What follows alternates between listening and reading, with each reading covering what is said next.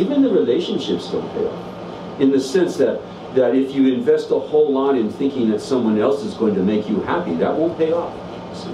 The relationships are important, but not in the way we usually think about them. It's important to have, nice relationships. It's important to have families. It's important to have partners and so forth for what you can do for them.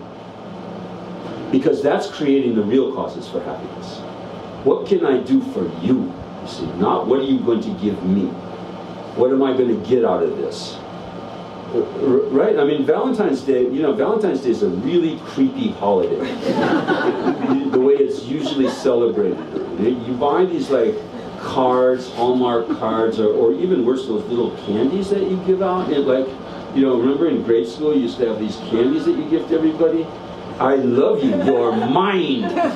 You're mine, I love you, mine.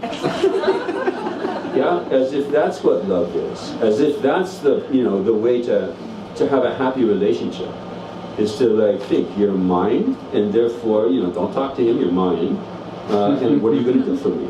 Because you're mine, after all. What are you going to do? See?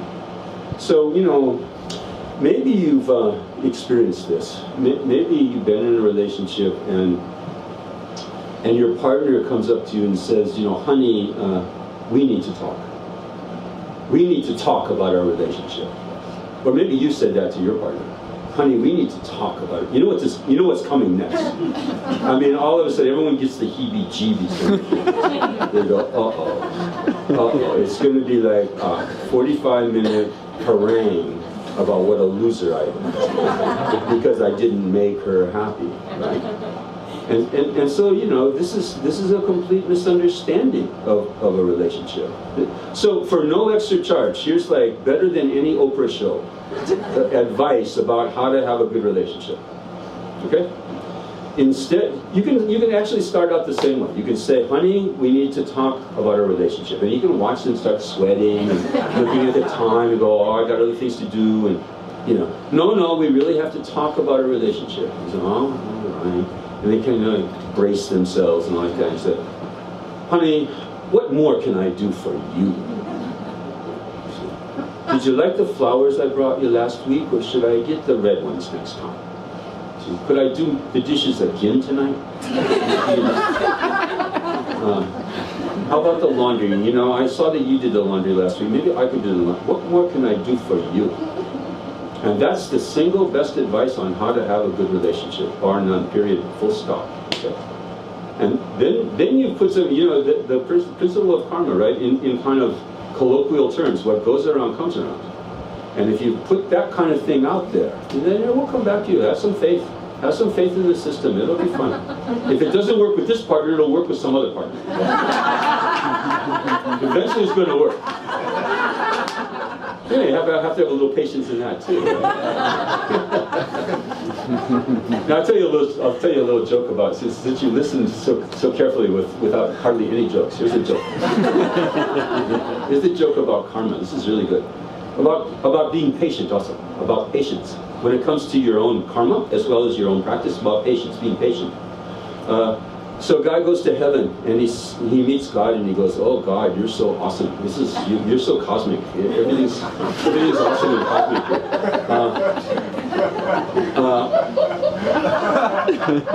How much is a million human dollars, $1 million on earth? How much is that worth up here in Godland?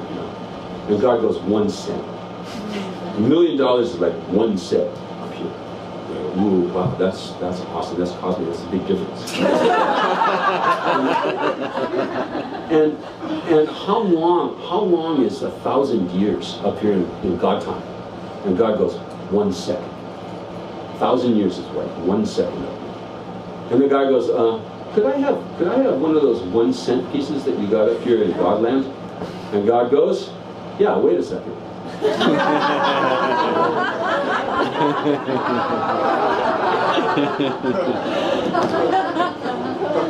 So if you put it out there, it will come back, but you may have to wait a bit. But have some faith in the system, and start thinking, carefully. Use your head. The spiritual life is about using your head. It's not about believing in magical, mystical stuff. That's for peasants, you know. That's a peasant way of thinking about religion. It's like, you know, thinking of things that go bump in the night and, you know, supernatural beings and all of that. Educated Westerners like us, modernized Westerners like us should, like, I think, have a more sophisticated understanding of the real purpose of spirituality, of the real purpose of religion. And that is to how to live happy here and now. Here and now, not in some other land, other time, not on Alpha Centauri when we sprout wings, you know, and go play harps and, you know, that whole kind of mythological cartoon idea of what the goal is for uneducated people, really. That's not going to work here, I don't think. Many people are in rebellion against that kind of thing when it comes to religion nowadays. They wised up, you know, we've all wised up a little bit. So that doesn't mean that you throw the baby out with the bathwater. You know, if you look in the spiritual texts, especially in the more sophisticated and advanced forms of the spiritual texts, the more esoteric, especially esoteric forms of religious texts, they teach pretty much the same thing, and it's kind of interesting. It's not like, you know, when am I going to sprout wings and go to heaven and play my harp, or when am I going to live in some pure land, you know, the Buddhist version of heaven, some pure land where, you know, everything's perfect and Buddhists are teaching me 24/7. When am I going to live in somewhere else? Right? It's basically holding up ideals that aren't here, aren't real. You know, that's what an ideal is. It's not real. It's an ideal. And the more advanced text, the more sophisticated text, the more sophisticated understanding of religion is to learn how to be happy here and now. Not there and then. Not in some never land. But here and now. How to live a good life here and now. Happy, you know. I mean, good life in its ultimate sense. How to live a life of perfect contentment here and now. And perfect contentment would also include not wanting anything other than here and now. Right? Contentment. That's what contentment means. Not going, oh, it's not good enough. I wanted unicorns.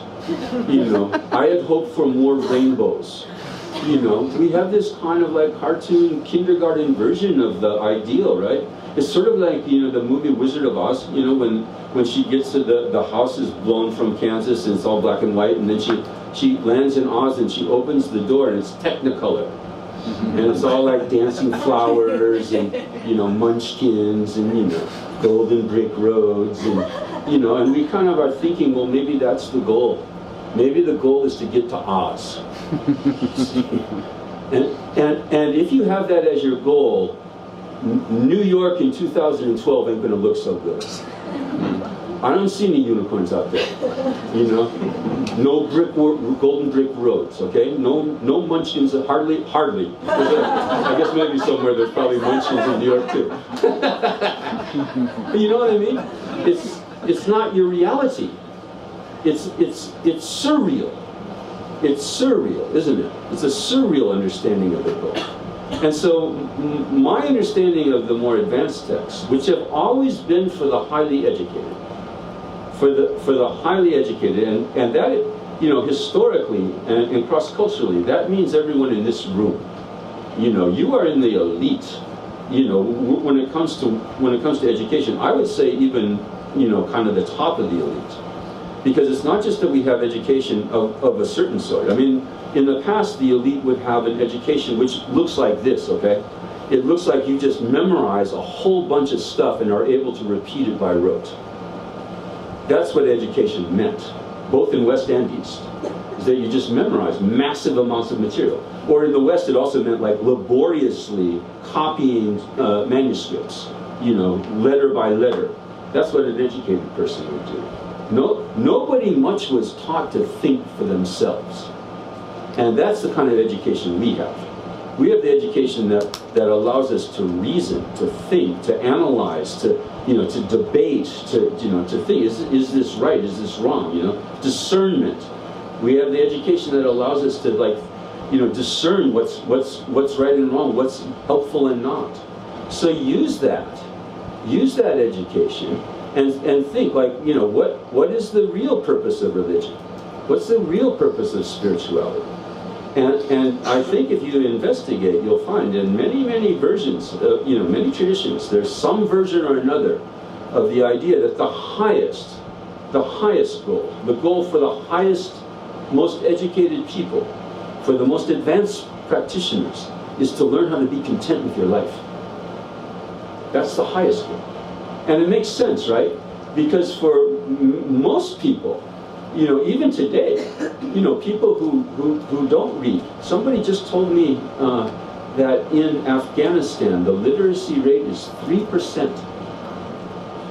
1% for women. 3% literacy rate, not illiteracy rate. Literacy rate. You're not like that.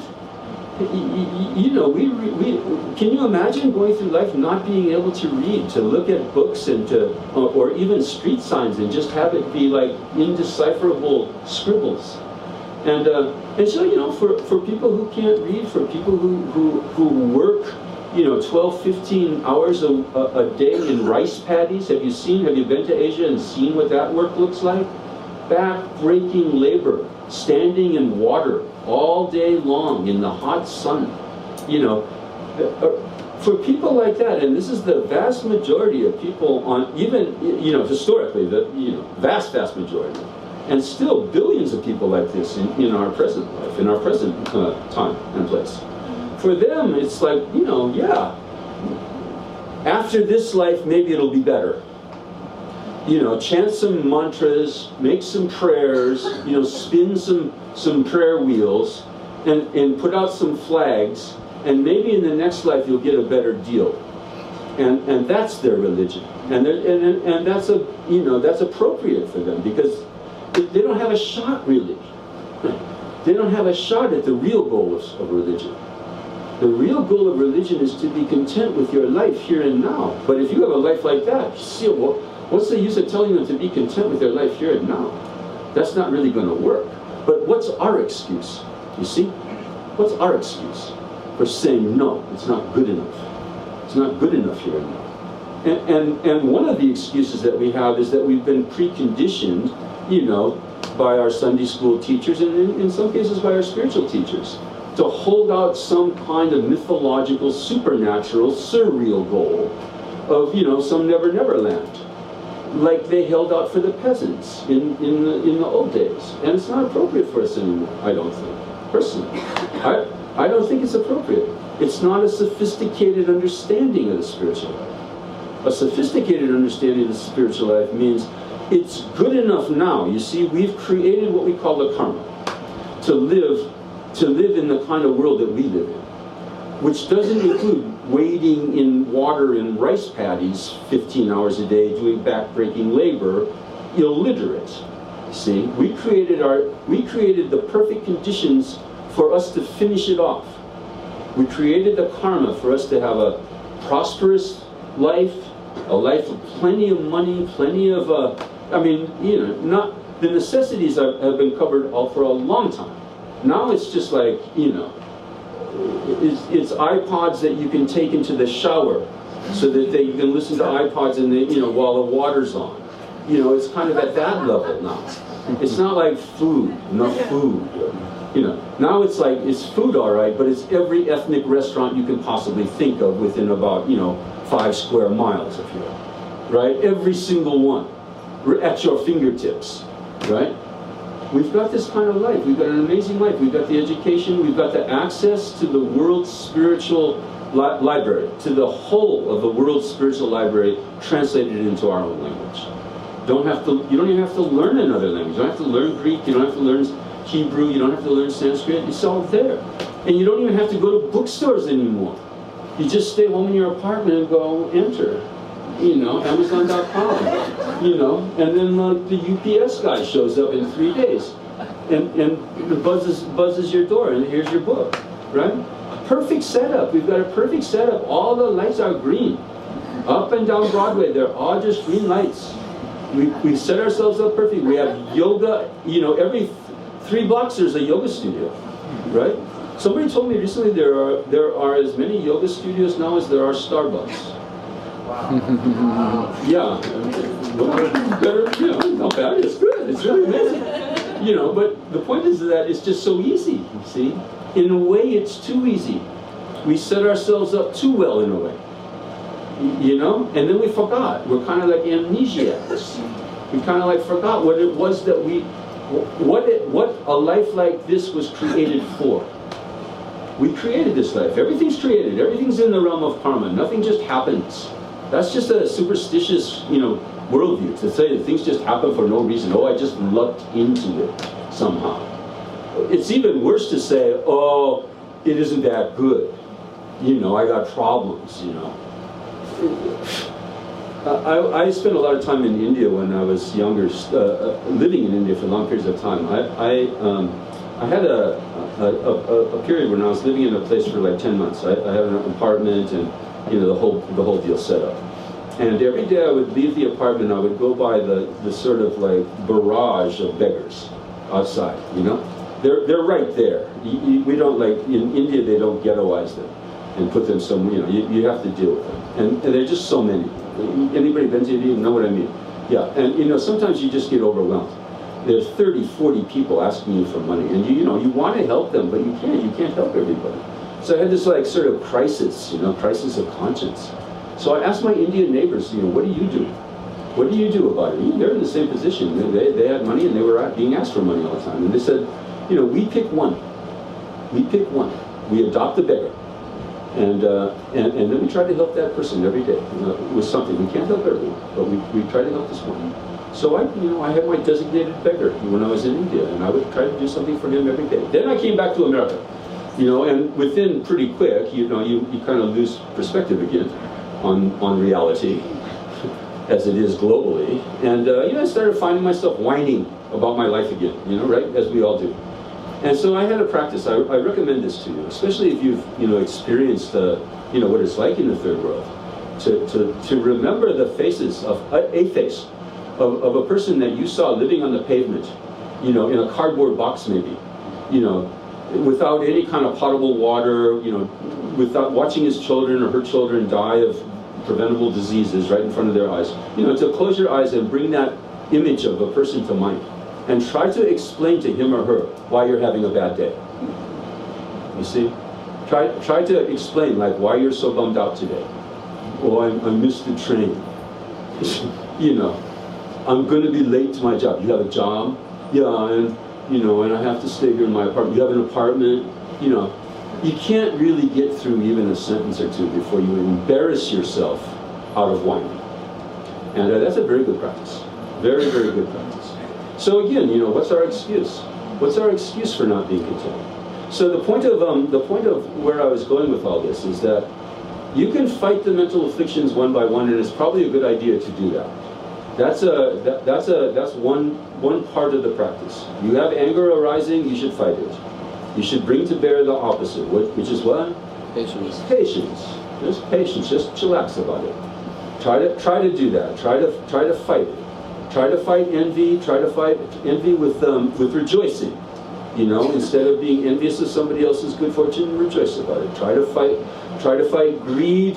You know, try to fight this constant wanting all the time by being, you know, more moderate in your desires. You know, try to fight them. But here's the one-stop shopping. Okay. The one-stop shopping, instead of like fighting all these different fronts, you can just fight one front, and that is just be content. Just be content with your life.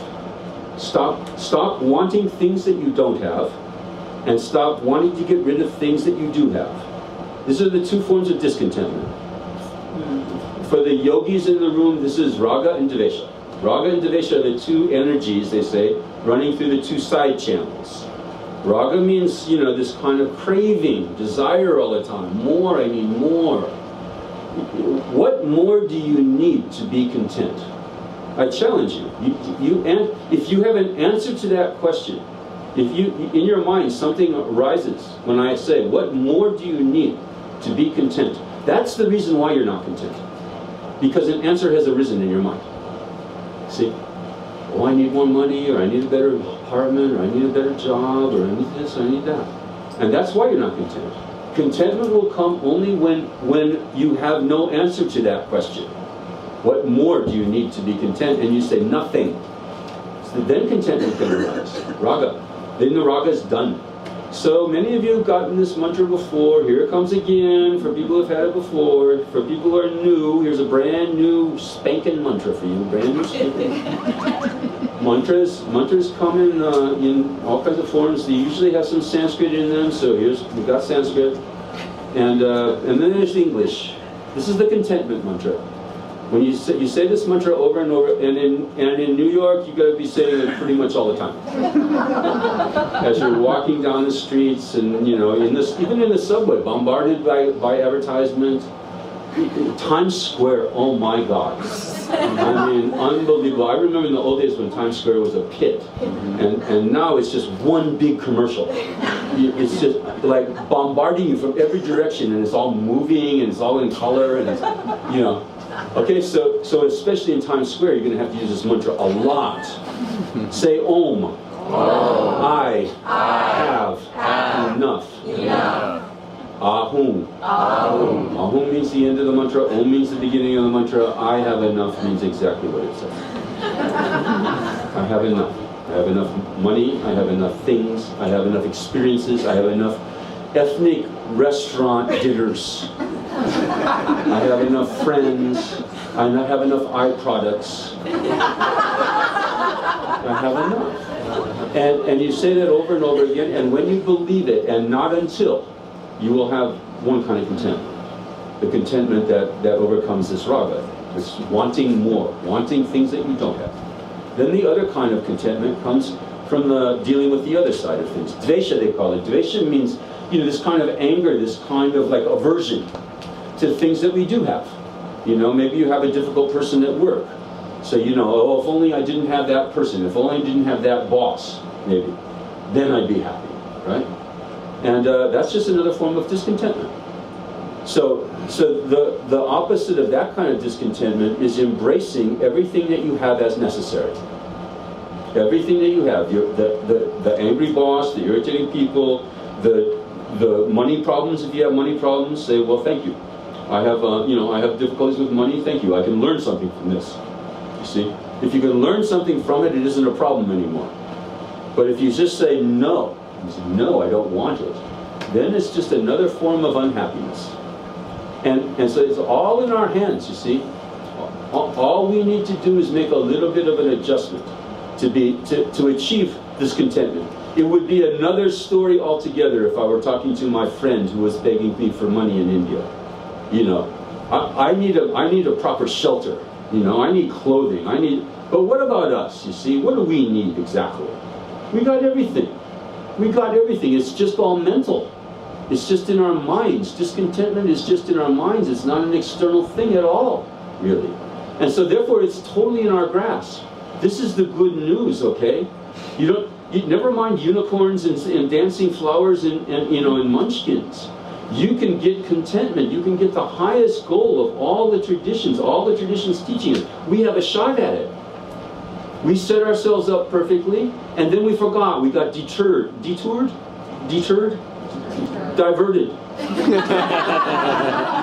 We got diverted, and we thought, no, I need this, I need that. And we've got everything. We set ourselves up for getting it, for having everything. And now all we need to do is make a little adjustment in our perspective. It's just a perspectival. And that's totally in our power. It doesn't rely on anybody else, doesn't need anything else, doesn't need anything outside of ourselves. It's just like a kaleidoscope, a little twist to the kaleidoscope. And then you see that your life actually is perfect, the way it is. The way it is. Doesn't need anything that you don't have, and everything that you have is perfect. Perfectly there, perfectly present for you to learn, for you to learn something, you see.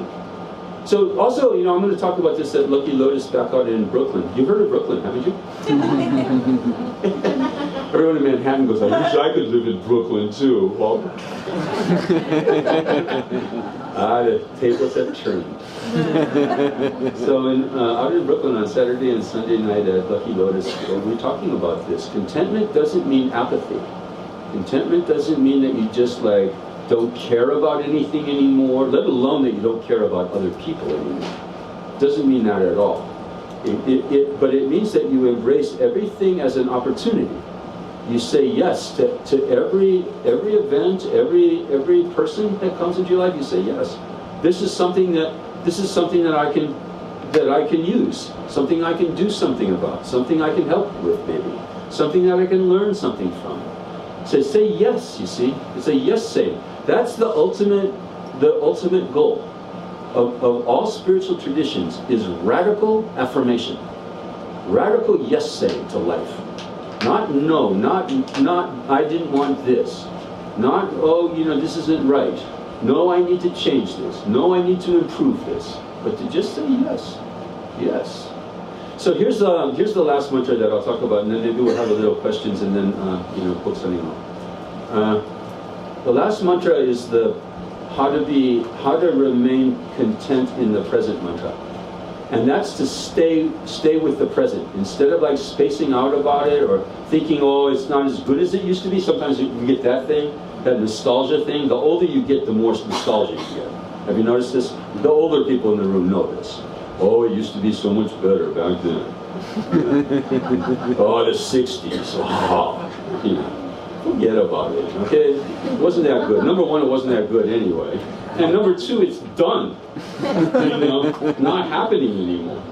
And then there's the whole future thing. Oh, maybe it'll be better in the future, or should be better in the future. It's crappy now, but it should be better.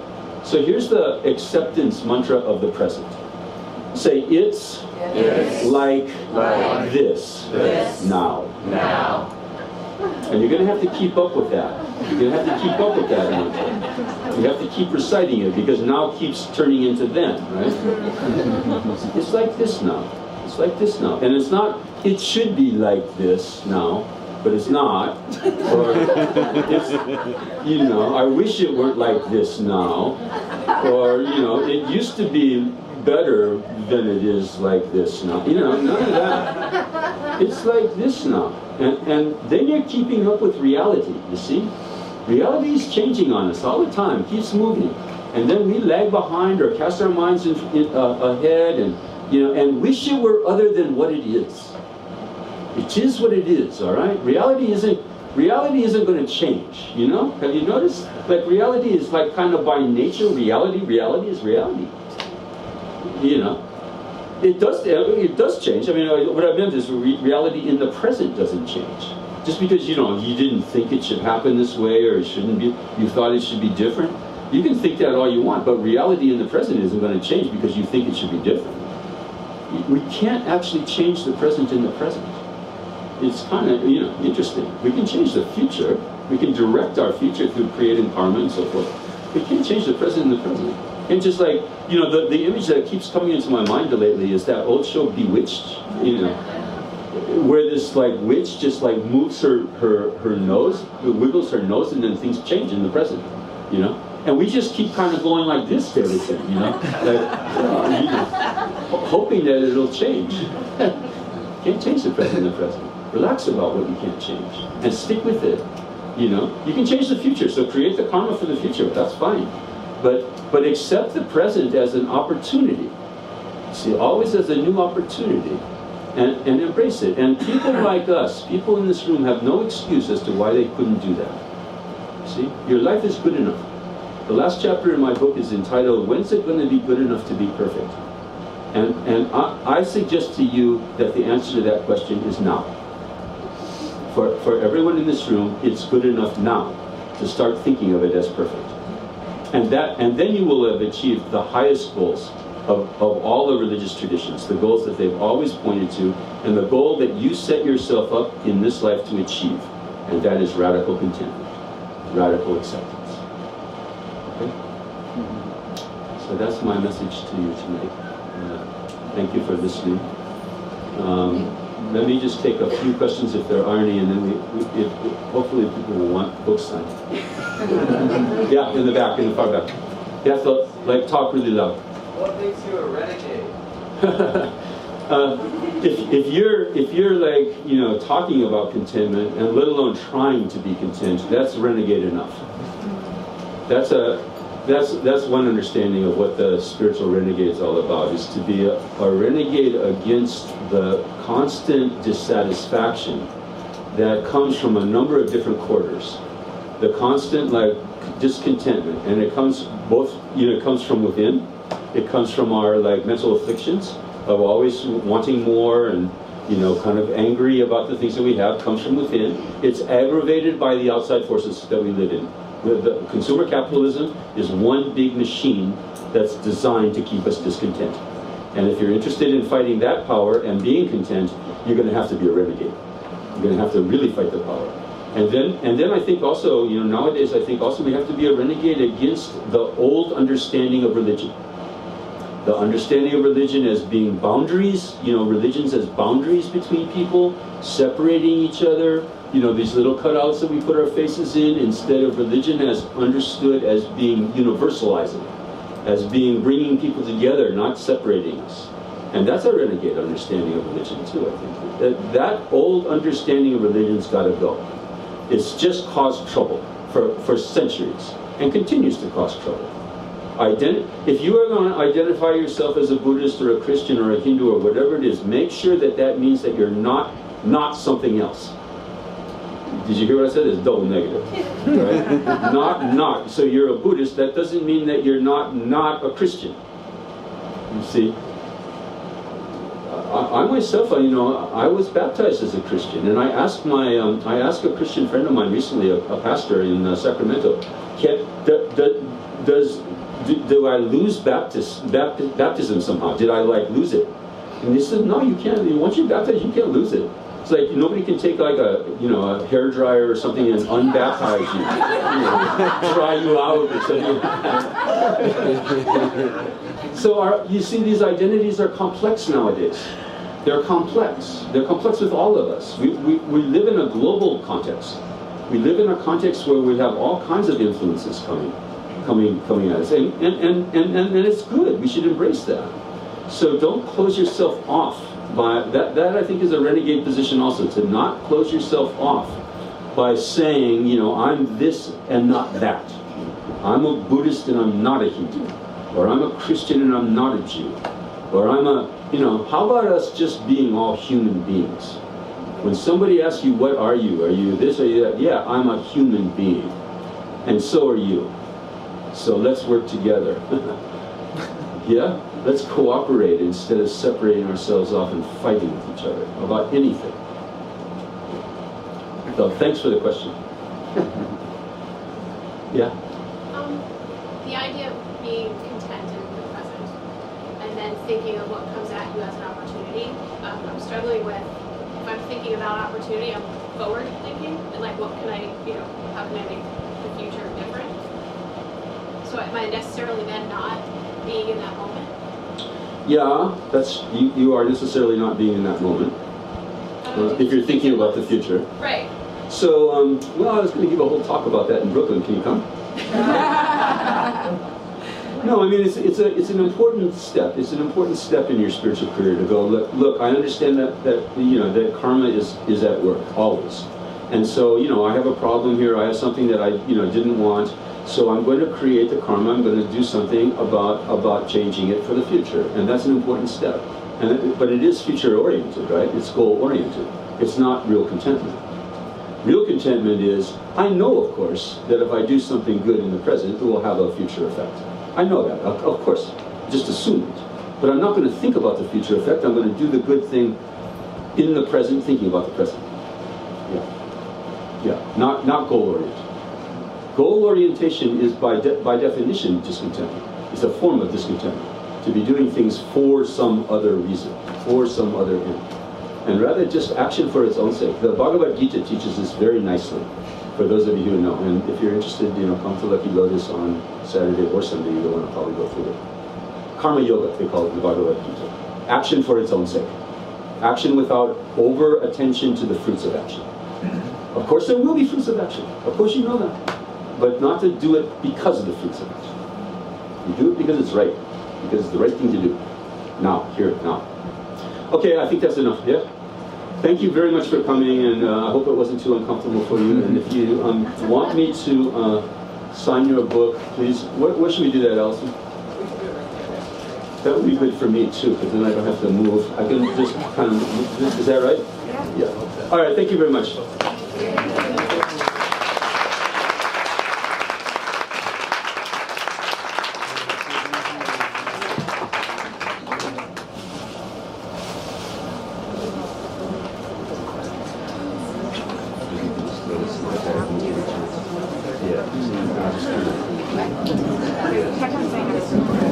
Thanks so much for coming.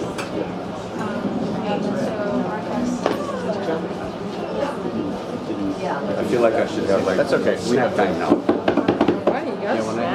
The wafers or something.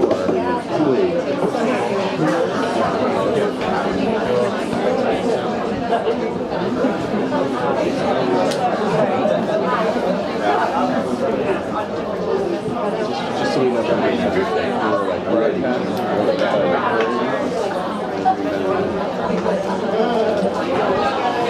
maybe the sound. Hello. Hi. What's your name? Barb. And will you do me a favor? When you're Rory? Yeah, so we just figured this out tonight. my son has Brian, 9-year-old. Brian Grenadier. It's an app for you. Oh, good. Have you heard of Ustream? Yeah. So there's a in Jersey. No, I think you could just record it on your iPad. If you just it's a Yeah, I'm looking forward to going back there. I've been there many times. Sorry, I'm usually distracted. My eye objects. Just record it.